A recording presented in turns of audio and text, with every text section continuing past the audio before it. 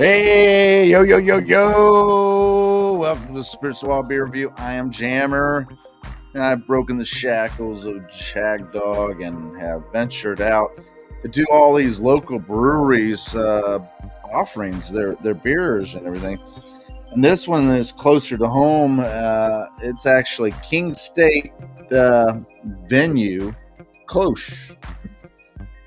Uh, Unfortunately, it only gets a 5.0 ABV. There's no grades on Beer Advocate because there hasn't been enough out there to give it a grade.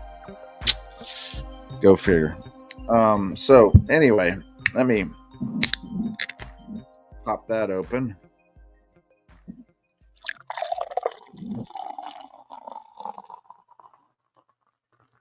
I don't know if you can even hear it. I like the sound of it. Boy, it's a light gold yellow color. The head, man, I poured it. I'm getting a 3-finger. It looks like 3 fingers, twisted 3 fingers, but it's slowly dissipating. It actually looks fairly inviting. I'm surprised. I did look up just to refresh my memory on it. The style itself. First brewed in Köln, Germany, this formerly obscure style is now found at many U.S. brew pubs, and a number of breweries have released their own creative takes using American hops and other non-traditional ingredients. Light to medium in body with a soft mouthfeel and a straw yellow or pale gold color. Kolsch has a spicy, herbal, noble hop bitterness that is medium to slightly assertive, less than a Pilsner, but not by much. A somewhat fruity and vinous, grapey from malts. Quality and a crisp, dryish finish make up the rest of the flavor profile. Which is true, for most of them now that I remember thinking of it. Let me get back to the comments. I wanted to invite, and I don't know if he did it. I guess he didn't. Well, it doesn't matter. I wanted to invite PA Brew News because he has been a long time viewer, supporter, and you know what? They're the people that matter when you're watching these videos and so forth. They're constantly there, always watching, always showing, sharing, and participating. Yeah, it is a pale straw like gold color, and that head is quickly dissipated. It was slowly doing it at first, but man, it went away pretty quick actually. Man, it smells actually kind of grapey. Not much other than that. I'm surprised actually because I expected more from it. I tried to go to thinking that they had a website and everything. When I went to punch on it, it was non-existent. It turned around and gave me a 404 reading, where it's non-existent, But anyway, cheers, everybody.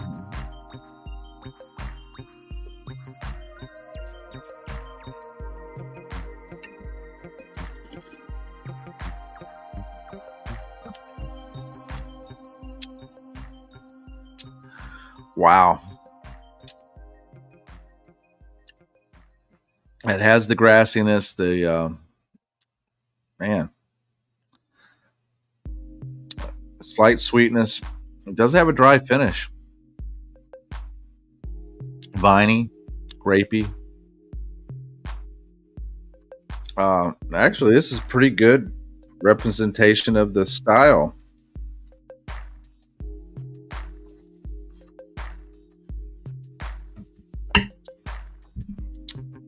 I have to say I've been seriously impressed by the local breweries here lately. Uh, they are much better than what they once were. They've really zoned in on different styles and actually have tried to put their own take on it, but stay true to the core of the style.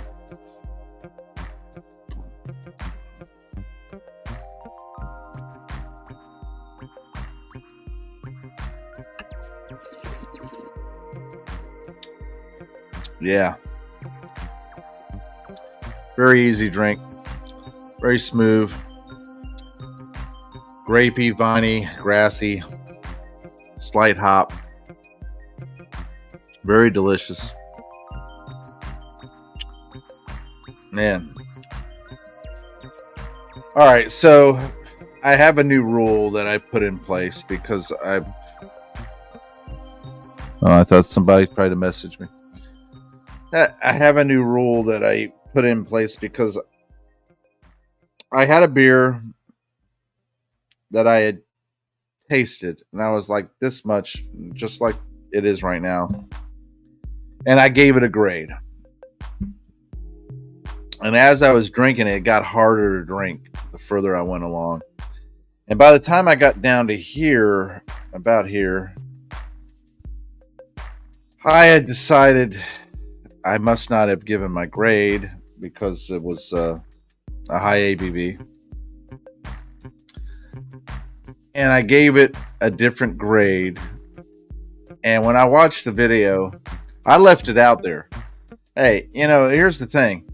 If I gave you a grade here and then I give you another grade here, you could take two things from that.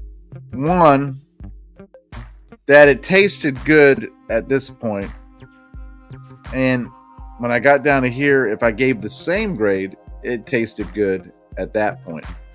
But what happened was I gave it a lower grade when I got down to that point. Which, what I'm saying is, you could take two things from it. One, it tasted good here, and then by the time you drink that full can, which was like this size, down to here, you might not feel the same way you did back here. And that's what happened. It became hard for me to drink it the further I went along. The flavor of it was just too much, and I could not drink it as well. So by the time I got down to here, I decided to give it a lower grade. Plain and simple. Some people would be up in arms by that, but I think that's being honest. And I left it because I wanted to be honest. I didn't change the fact that it's out there like that. Some people would have went back and edited it out. I told Shagdog, don't do that. He was like, well, maybe you should. I said, no, leave it. Leave it. I want to be honest with everybody. And he agreed. He said, yeah, you're right. If anything, we're going to be honest about our opinions of the beer. So there you go.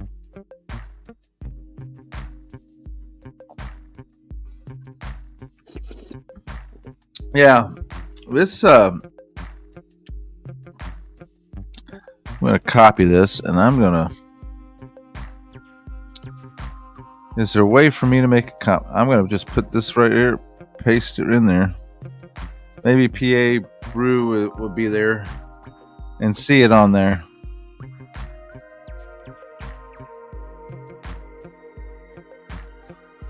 Yeah, maybe PA Brew News will see that.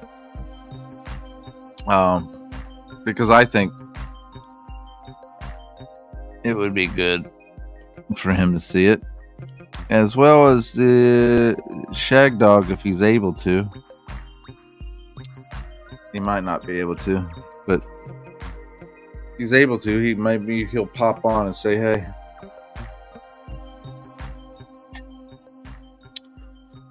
Kölsch is a style I actually enjoy.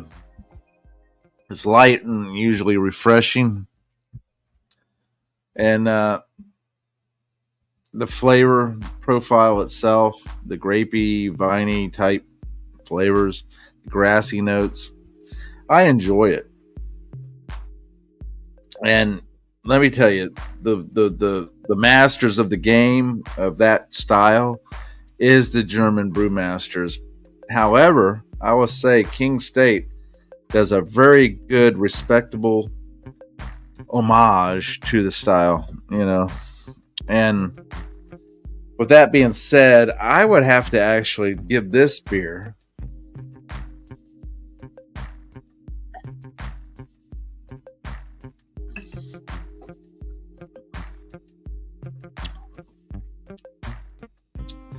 a Swarter. Actually, let me bump that up. A Swaff. A swallow and a half. And I would give this a B plus on the style, on everything. It's that good. I would like to actually find out where this is located at in Tampa, because this is like the closest one besides Safety Harbor of the local beers that I've done. Well, uh-oh.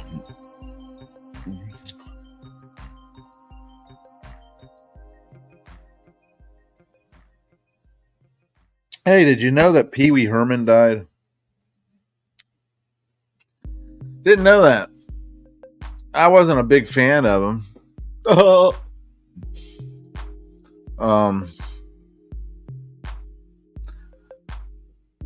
I know you are, but what was that phrase that you always, I don't know.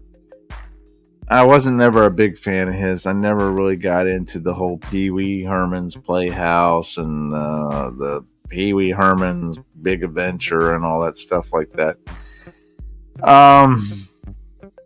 But when you see somebody like that pass away, and especially when you find out he had been dealing with cancer for as long as he was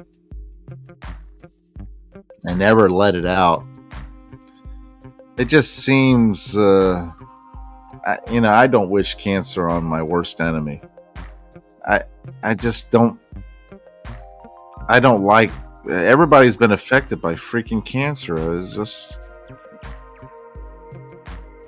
and I don't like hearing about it or seeing people suffer from it and everything. It's terrible, and it seems more prevalent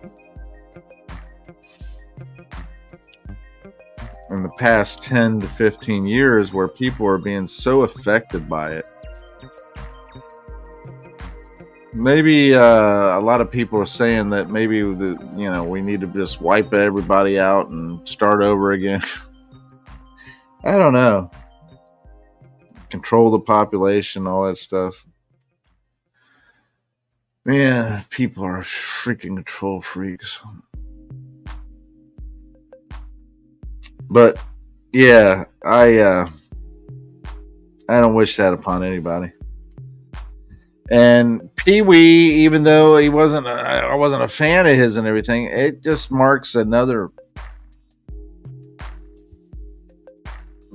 part of my life that I've noticed over the years. As I get older, people famous people, especially besides family and friends, that pass away. And you're like, oh, well, there's no chance of that. I think that's the reason why a lot of these movies, these resurrections or resurgence of certain characters and movies and so forth, or TV shows, are so welcomed, is because we look at that as a guiding force or a guiding thing. When we see it, we think back to when we were younger and everything, and boom, we feel those feelings. We have a rush of those feelings, those endorphins and everything that of the time when we were younger and everything. And when we have somebody that may not have played a pivotal role, but was a part of your past and everything. It's like, okay, well, that's gone forever now, and a finality of it all, and it's just like, well, damn, that's gone. So I could see where a lot of older people that say, I pray for death. I could see that, I could see why they might do that, because when they get so old, where everybody they ever knew that ever knew them, especially, I mean, once your parents are gone and your aunts and your uncles and anybody who knew your parents who, when you were born, are gone and were in your life, and they're gone, especially a brother or sister, because they were there too at the same time, especially if it's an older brother. They were, or older sister, they were there when you were first born. And when they passed and your parents have passed, it's like nobody else has been there from the day you were born. And man, that becomes heavy. I mean, because then you're like, okay, so nobody else. All right, so nobody else knew me from the time I was born. Or how about grade school? Okay, so then you go to grade school, and then you look around and you see how many people have passed from grade school and everything, and then there's not that many people who remember you in grade school at that time of your age, and then those people pass. And it's like, oh. So some of these people who have lasted to be 100 years old, 90 years old, 80, a lot of those people that they had in their lives, I say probably the most, I say, I don't know what the odds, the percentages are, but I would say that the most people that they've known, if they're 80 years old, they've probably known at the oldest amount of time, maybe 60 years, that they've known somebody else and they have known them. So yeah, that can become very depressing. I don't know why I went down that road. Ah, shit.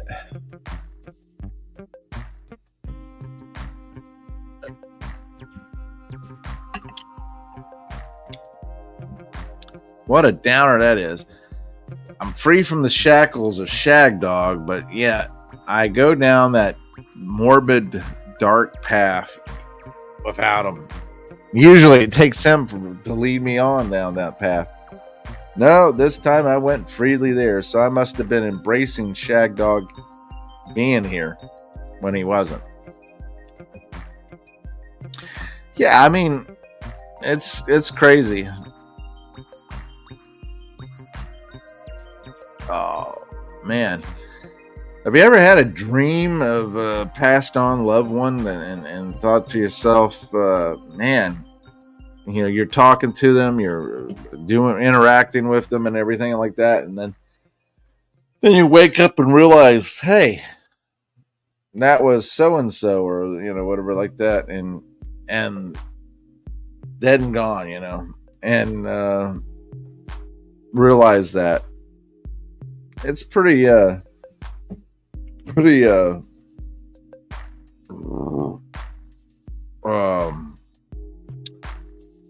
rough,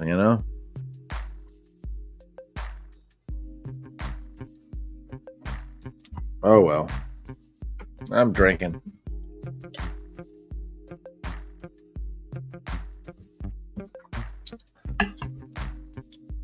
Life is a venture that nobody really knows the end to. Man, I've gone deep on this one. Yeah.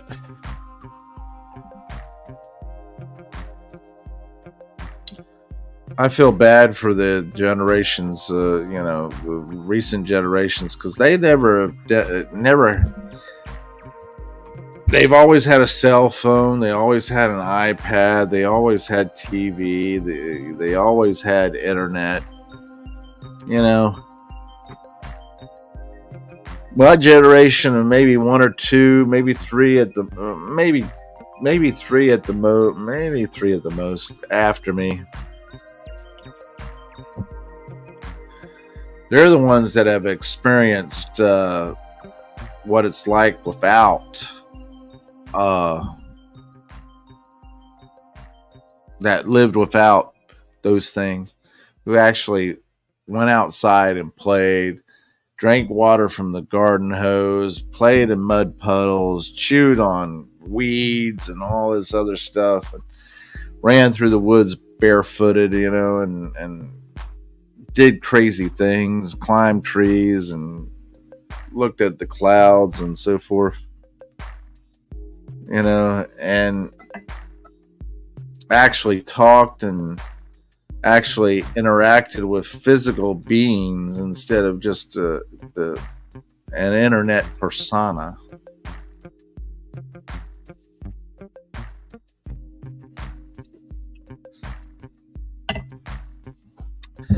Well, that was pretty darn good. I enjoyed it.